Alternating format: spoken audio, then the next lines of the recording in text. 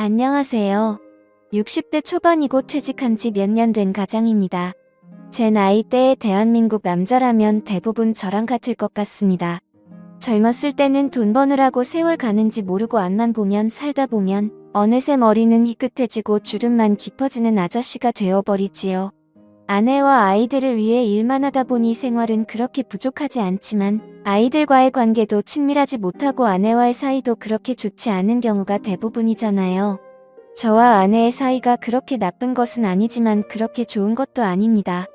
아이들은 다 컸다고 다들 밥벌이 찾아서 나가 살고 이제 아내와 둘이 잘 지내보고 싶은데 아내는 집에서 하루 종일 저랑 같이 있기 싫다는 티를 냅니다. 퇴직 후 첫 몇 달간은 그러지 않았는데 얼마 지나지 않아 등산이라도 갔다 와라 친구들이라도 만나고 와라 저와 집에 둘이 있는 시간이 많아진 게 싫었나 봅니다. 그동안 돈만 버느라 마땅한 취미도 없고 저는 그래도 공무원 연금으로 생활이 가능하지만 친구들 대부분은 아직도 일을 하고 있는 경우가 많아서 낮에 만날 친구도 별로 없습니다. 아내의 등살에 못 이겨 산에도 가보고 공원에도 가보고 하지만 혼자서 뭘 하려고 하니 금방 재미가 없어지더라고요. 아내에게 같이 등산이라도 다니자고 했지만 아내는 집에서도 같이 있는데 나가서라도 따로 있고 싶다며 제가 등산을 가지 않고 집에 있는 날에는 아내는 어떻게 해서든 약속을 만들어서 집을 나갔습니다. 아내는 제가 퇴직하기 10여 년 전부터 전업주부를 하면서 시간이 남을 때는 취미 활동도 하고 모임도 가져서 주위에 아는 사람이 많아 나가서 할 게 많은가 보더군요. 아내가 밖에 나가 지인과 만날 때 집에 혼자 있으면 제 자신이 불쌍하고 처량해졌습니다. 그렇게 1년 정도 지났을 때였습니다. 하루는 아내가 모임에서 사람들이 온다며 저보고 나갔다 오라고 하더군요. 마땅히 갈 곳이 없어 그냥 방 안에서 혼자 있겠다고 했지만 여자들끼리 모임인데 제가 있으면 부담스럽다며 돈 10,000원 쥐어주며 저를 내쫓았습니다. 저는 정말 너무나 비참했고 집 근처 카페에 가서 커피 한잔 하면서 들고 나간 책을 보며 시간을 때울 수밖에 없었습니다. 아내가 저녁 7시 이후에 들어오라고 해서 밥도 못 먹고 있다가 너무나 배가 고파서 7시가 갓 넘어서 집에 들어갔습니다. 손님들이 다 간 줄 알았는데 아직 안 간 손님이 있었고 아내는 왜 연락도 없이 들어왔느냐며 저를 흙어보았습니다. 아직 안 간 손님은 긴 생머리에 단아하게 생긴 40대 정도의 여성이었고 옷가짐이나 하는 행동이 되게 여성스러워 보였습니다. 가벼운 인사를 하고 저는 배가 너무 고파서 주방에 가서 라면을 끓이기 시작했습니다. 아내는 손님 있는데 라면을 끓이냐면서 저를 나무랐고 저도 그때 서러움이 폭발해서 밥을 차려주지 못할 망정 이 시간까지 밥도 못 먹고 밖에 있다 들어온 남편에게 그게 할 얘기냐고 화를 냈습니다. 우리가 싸우는 소리를 듣자 그녀는 당황해하며 황급히 자리에서 일어났고 아내의 잔소리를 들으며 저는 라면을 먹을 수밖에 없었습니다. 그날 이후로 그냥 아내를 꼴도 보기 싫어서 알아서 밥을 차려 먹고 그냥 집 밖을 하염없이 돌아다녔습니다. 할 것도 없고 갈 곳도 없었지만 아내랑 계속 있으니 아내도 저도 너무나 스트레스를 받았기 때문에 어쩔 수 없었습니다. 그렇게 몇 주가 흘렀을 때였습니다. 그날도 혼자 걷다가 공원 벤치에 앉아서 멍하니 하늘만 쳐다보고 있었습니다. 그동안 가정을 위해서 열심히 살았는데 퇴직을 하고 나니 찬밥 신세가 된 제 모습이 처량했습니다. 하늘은 막디 맑고 눈부신데 제 삶은 우중충하고 끝을 향해 점점 시들어가는 느낌에 너무나도 슬펐습니다. 계속 그렇게 앉아있다가는 더 우울해질 것 같아서 벤치에서 일어나려 하는데 저 멀리서 단아한 여성이 걸어오는 것이 보였습니다. 마치 영화의 한 장면처럼 그녀가 걸어오는 몸짓 숨결 하나하나가 마치 슬로우 비디오처럼 느껴졌습니다. 왠지 낯설지 않은 그 모습에 넋이 나가 있는데 그녀도 이내 저를 알아본 듯 인사를 했습니다. 그녀는 몇 주 전 집에 남아있던 아내의 손님이었습니다.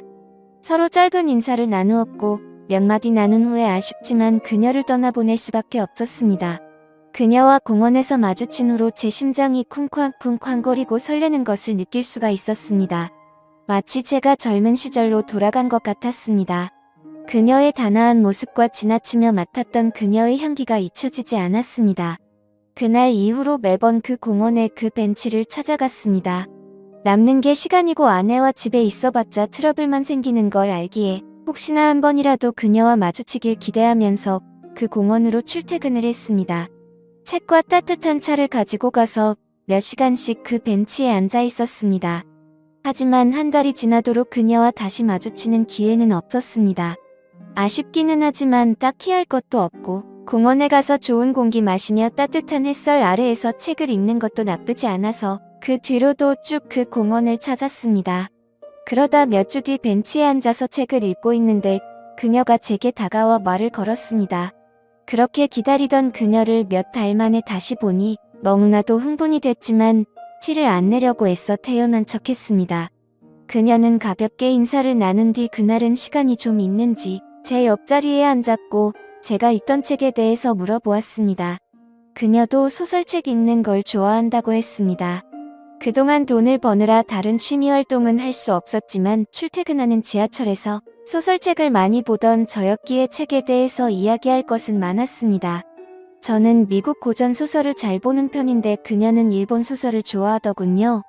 서로의 관심책에 대해서 이야기를 하다 보니 시간 가는 줄도 모르고 몇 시간을 이야기했던 것 같았습니다. 어느새 하늘은 알록달록하게 노을이 지고 이제 가야 할 시간이라며 자리에서 일어섰습니다. 저는 아쉬움을 뒤로한 채 그녀를 보내줬습니다. 그 다음 날도 그 다다음 날도 벤치에 앉아서 책을 봤지만 그녀를 볼 수 없었습니다. 집 앞에 중고 서점이 있는데 방문을 했습니다. 그녀가 얘기했던 일본 여작가가 생각이 났고 다행히 그 작가의 소설이 있어서 하나 구입했습니다. 그 책을 읽으니 그녀의 생각이 더 많이 났고 그렇게 그 작가의 소설을 세 번째 읽던 때였습니다. 그날은 왠지 아침부터 기분이 좋았는데 그날 다시 그녀를 만날 수가 있었습니다. 제가 보던 책을 확인하더니 소녀처럼 웃기 시작했고 자신의 가방에서 제가 전에 읽던 소설책을 꺼내 보이더군요. 그녀는 서로 좋아하는 작가의 소설을 읽고 이야기를 나누는 독서 모임을 하면 어떻게 했냐고 하더군요.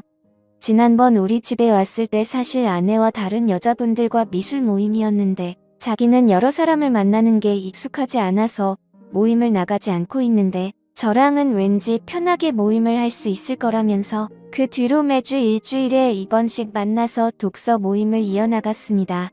저는 남는 게 시간이라 하루 이틀이면 소설책 한 권을 다 볼 정도였고 그녀도 책 읽는 걸 좋아해서 이틀에서 3일에 한 권씩 읽기 시작했습니다.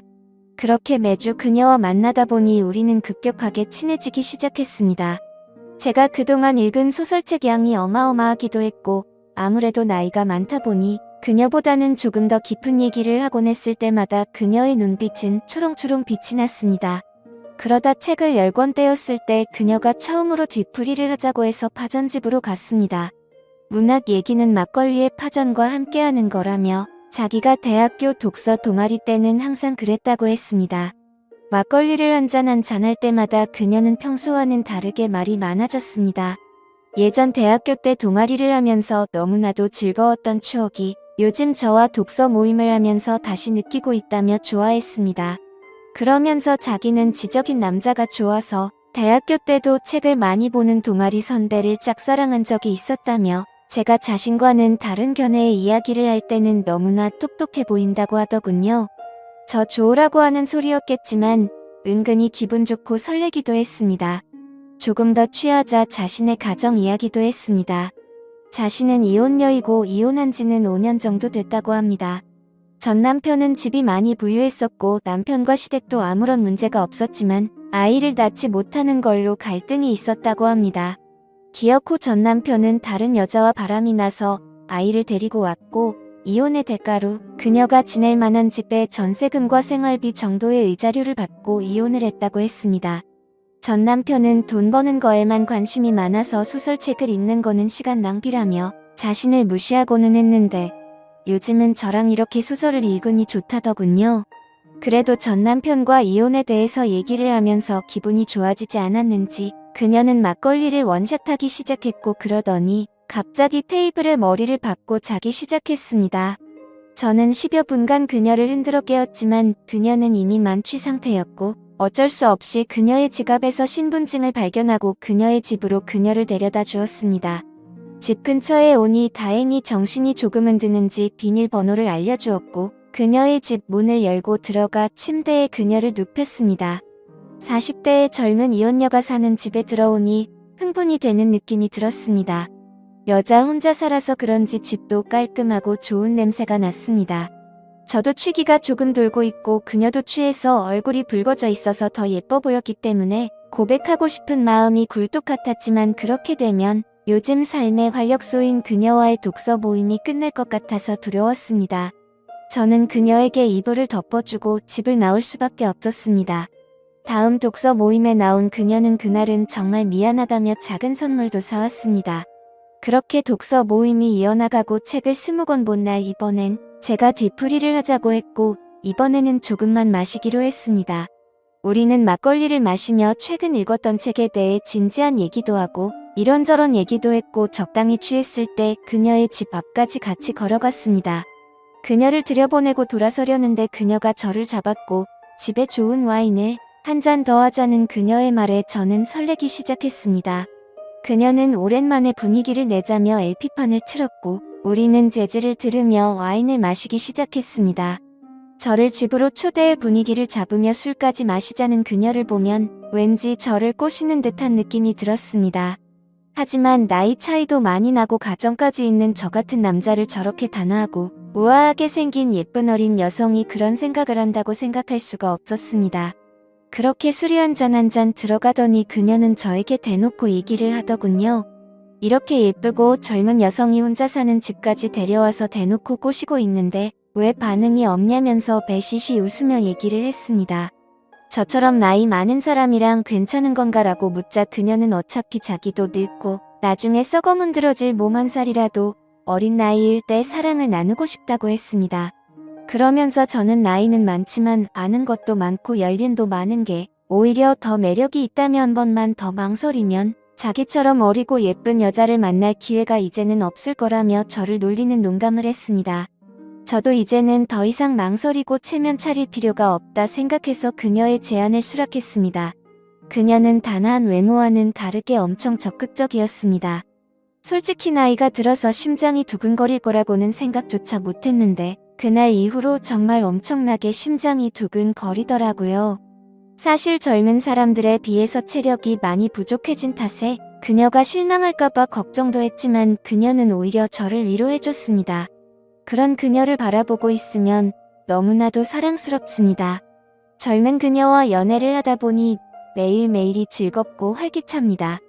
퇴직 후 사회에서 소외되었다는 우울함과 퇴직 후 아내의 잔소리와 무시로 인해서 위축됐던 제 삶과 몸이 그녀와 사랑을 나누면서 제 삶도 행복도 너무나 커지고 있습니다. 제 또래에 위축된 많은 대한민국의 퇴직남들이 저처럼 좋은 기회에 다시 사랑을 하며 행복한 생활을 할 수 있는 제2의 인생이 꼭 있기를 바라겠습니다. 지금까지 제 사연을 들어주셔서 감사드립니다. 구독과 좋아요 부탁드려요. 감사합니다.